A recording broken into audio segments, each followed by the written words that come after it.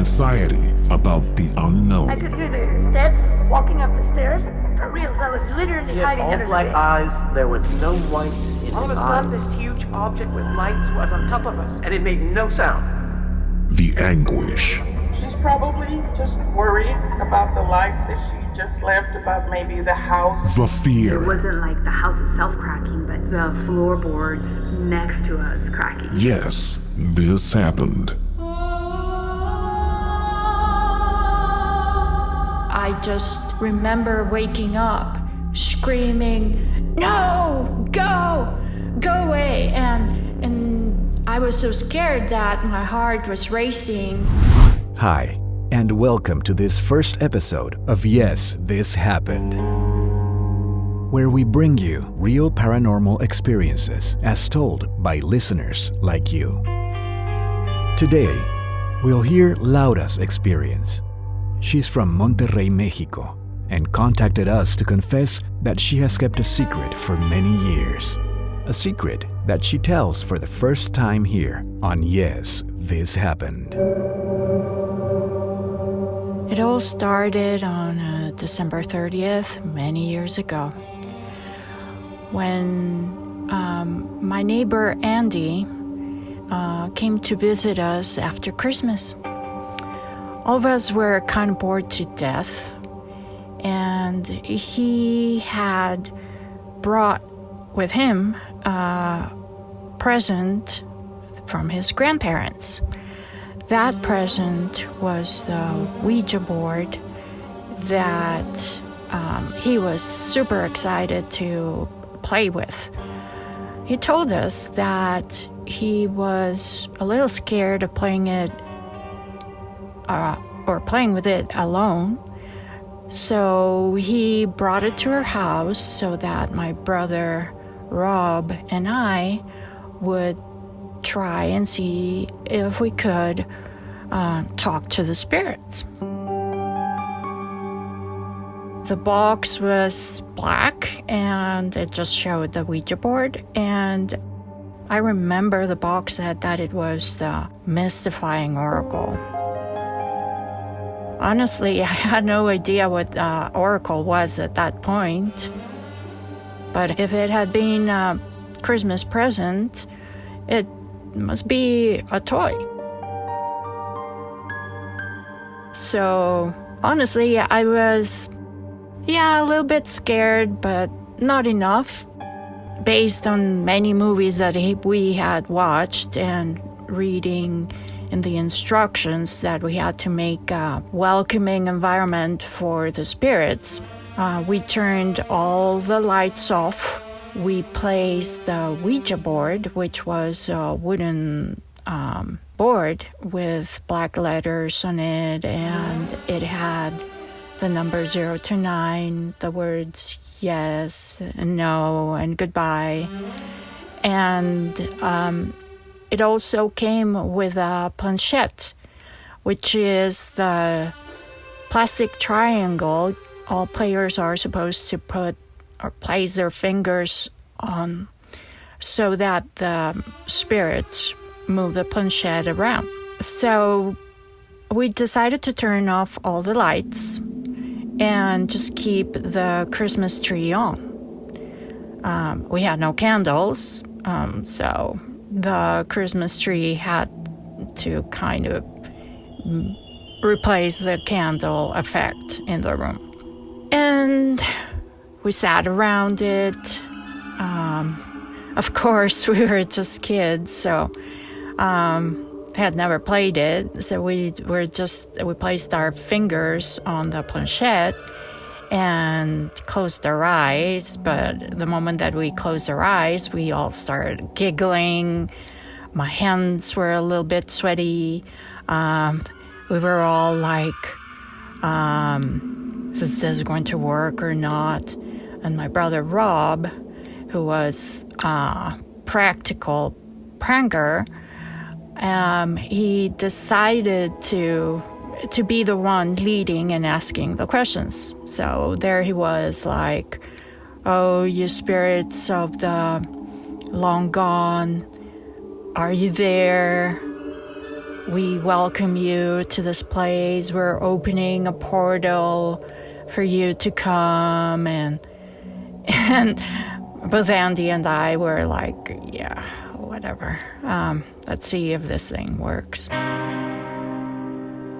The teenagers began to ask the board questions as they laughed and made fun of each other, perhaps trying to hide the nervousness they felt. When suddenly, something started to happen. All of a sudden, the planchette slowly started moving. And I thought, like, yeah, my brother Rob is just pulling my leg. I was like, are you moving it? And then he was like, no, it's not me. Yeah, you stop it, focus. Let's see if anything comes through, right? So then we stop, we close our eyes again. We just kind of focused on getting the spirits to move the planchette. And then all of a sudden, it starts moving a little bit around the board, and my neighbor Andy was like, hey, spirits, are you dead? And I'm like, oh my gosh, of course they're dead. They're spirits. And then the planchette slowly starts moving to the word yes. And then I was like, okay, these guys are just trying to scare me. The board is made out of wood, and the planchette is plastic. It cannot be moved by magnets. It just doesn't make any sense. Someone has to be moving it, and I know it's you, Rob. And he was like, no, I promise it's not me. So come on, you guys, just focus on it and let's see what happens. So then we place our fingers again on the planchette, and then the Ouija starts spelling Y-O-U. And then the next word, L-O-N-G. Long. The next word, hair. You long hair. And my brother Rob says, hey, Laura, you're the only girl here with long hair. The spirits must be wanting to talk to you only. And I was like, what? I felt like my hands kept sweating and I was petrified. I thought, yeah, the moment that I put my fingers on it, it's just not going to work, because I was sure it was not me moving it, or it was my brother who was moving it. So then I said, okay, well. And then Rob and Andy removed their fingers from the planchette, and I just kept the fingers on it because it was the spirits that wanted to talk to me. So I said, what do you want? And the moment I asked the question, the planchette quickly slid from one side of the board to the other. I swear it moved so fast that I could not keep up with it. It was moving on its own, and I was super scared. At that moment, I felt like I was going to be sick. I felt like removing my fingers from it, but at the same time, I was curious to see what the Ouija had, or the spirit was going to tell me. And then it started spelling the word pray. And I was like, pray? What should I pray about? And it just repeated, pray. And then the next word was, girl, pray. And then my brother was like, why? And then the Ouija's board started spelling the word danger. Yes, this happened.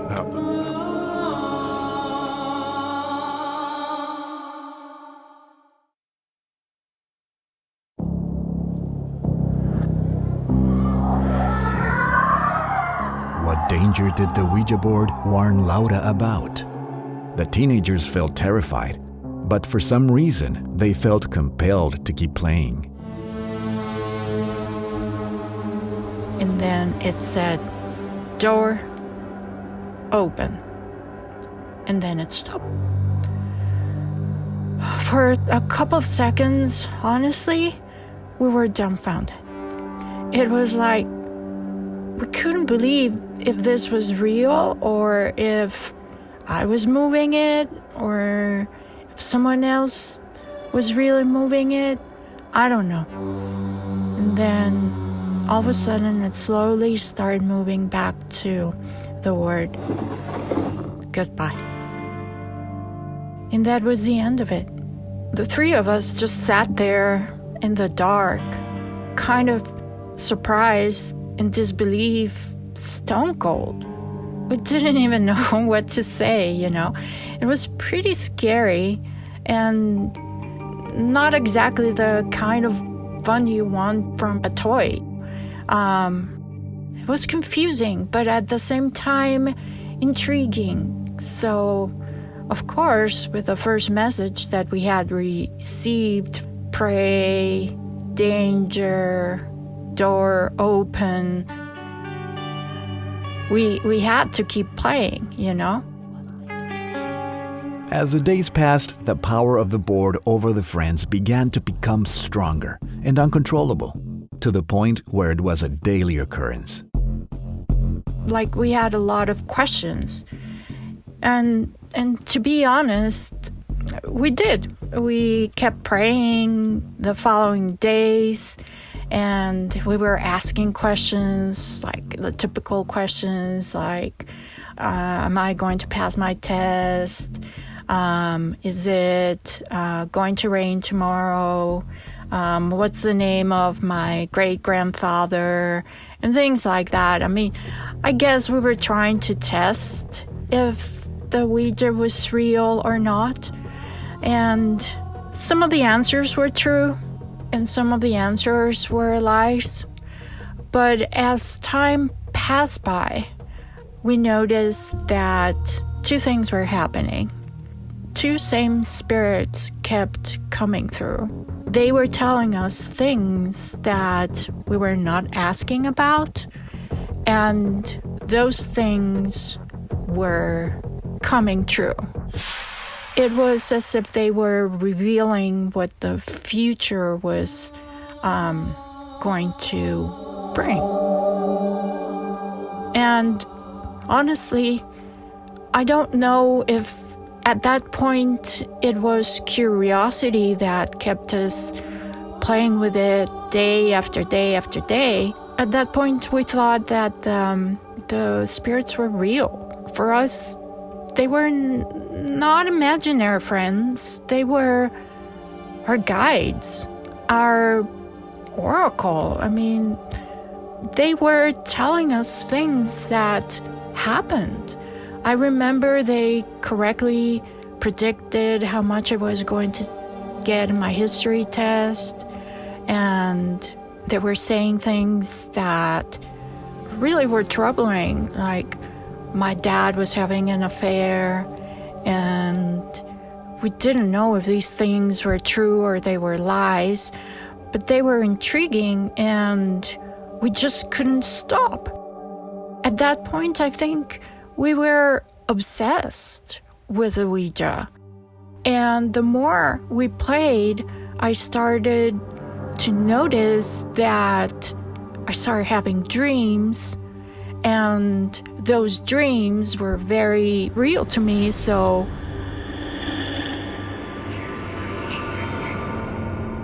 I thought I would ask questions about those dreams to the Ouija board, and the Ouija board would so-called explain them to me, and then the dreams came to pass.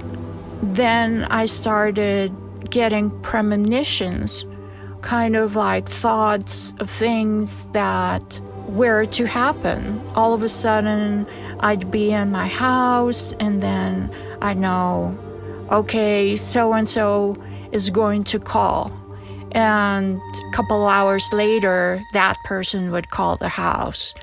And or I would talk to my friend, and before I talked to my friend, I knew what she was going to tell me. I felt as if the spirits were talking to me in my head, you know?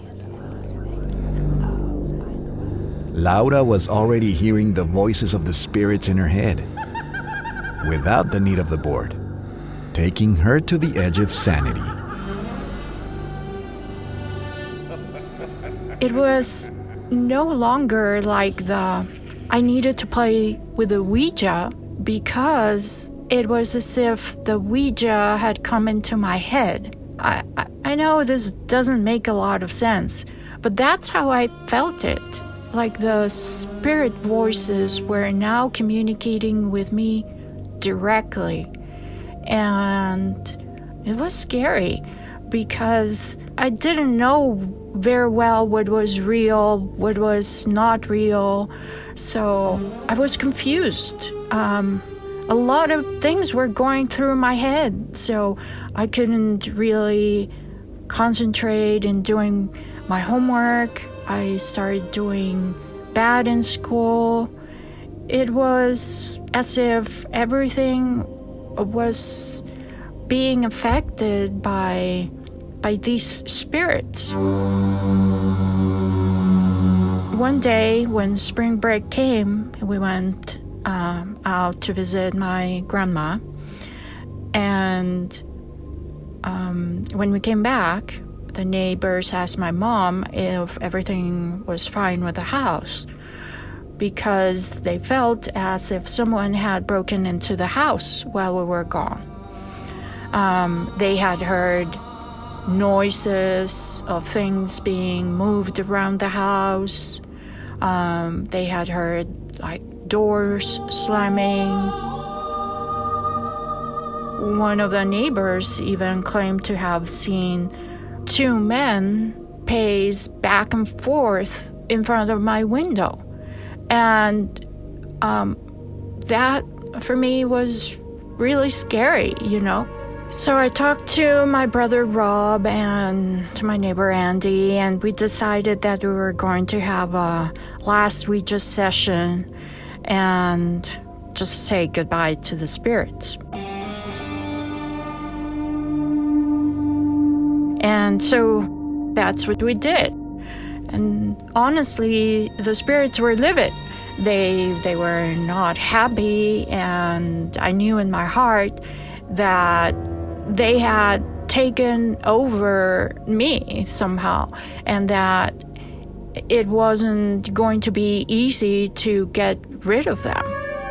Honestly, I felt like a dark presence in my room, as a heavy air, as if someone was watching me all the time. So of course I couldn't sleep, and the nightmares kept getting more real. And one night, as I was having one of these nightmares, I got so scared that I just remember waking up screaming, "No, go away!" And I was so scared that my heart was racing, and as I kind of woke up, I started hearing my door being pulled, kind of like as if someone was trying to open a door that was locked. But my door wasn't locked. So I just kept hearing this movement of the doorknob and the door kind of slamming back and forth, like against the door frame. And I was, of course, like paralyzed, and I couldn't tell at this point if it was real, if it was a dream, but I thought I knew I was awake, but at the same time, I was so scared, I couldn't even think, I couldn't pray, I couldn't do anything. All I could think about was like, God, help me, help! And at that moment that I started, like in my head, crying for God, for help, I heard like the door stopped. And when it stopped, I was like in such a shock that all of a sudden I just kind of kept hearing for more noises, and I noticed that it was all in silence, that everything was quiet, and therefore I started kind of like just calming down, and I started praying, and I think that I just fell asleep out of pure exhaustion, you know. And the next morning, of course, I was super tired. I was really kind of confused about what had happened the night before. So I went and talked to my mom, and I convinced her to bring a priest to the house so that he would pray over each of the rooms in the house, especially in my bedroom, so that I felt that it was the right thing to do. After that, I never got back to using the Ouija, never got back to having nightmares nor dreams, and life slowly but surely went back to normal. And all I can say is that Ouija toys are not toys. They will seduce you to play with fire, with hell's fire.